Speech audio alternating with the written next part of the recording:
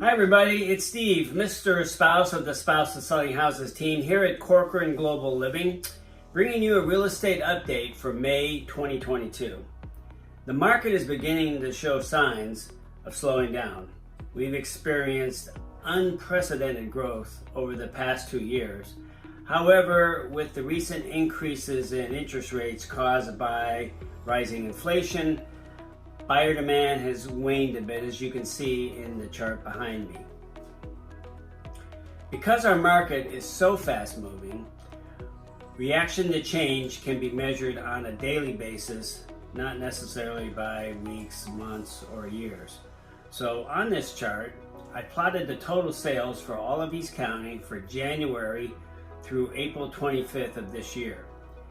To give you a clear sense of that change, I have also broken down that activity by day. So in January, for instance, 304 homes were sold, or 9.8 homes on average per day. In February, that increased to 10.1 homes on average sold per day, and then we peaked in March at 14.2 homes selling per day. As we move into April, after weeks of rising interest rates, however, you can see the effect as the daily rate of homes sold dropped to 9.6. That's a 48% decrease from March's daily rate. Not all is lost, however. Inventory levels still remain very low, at less than half of what a traditional year would be. So demand relative to inventory is still in the seller's favor. However, we are seeing a shift, which of course is common in real estate. If the current inflationary impact on interest rates continues, then we can also see a drop-off in buyer demand. So we'll continue to see less buyer activity. If the economy moves into a recession, we would see interest rates go back down. And despite the negative connotation of the word recession, the good news is, over the last 9 recessions that we've experienced in this country, in 8 of those, home prices have either been stable or they've increased. So, in other words, recessions don't cause a housing crisis.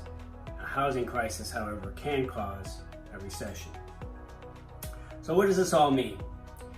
Well, if you're a homeowner and you have any thoughts of selling, whether you're thinking of downsizing, upsizing, moving out of state, perhaps moving into an active adult community, or just wanting to take advantage of selling at the high and banking your equity, well, now is still a great time to take advantage of the market dynamics.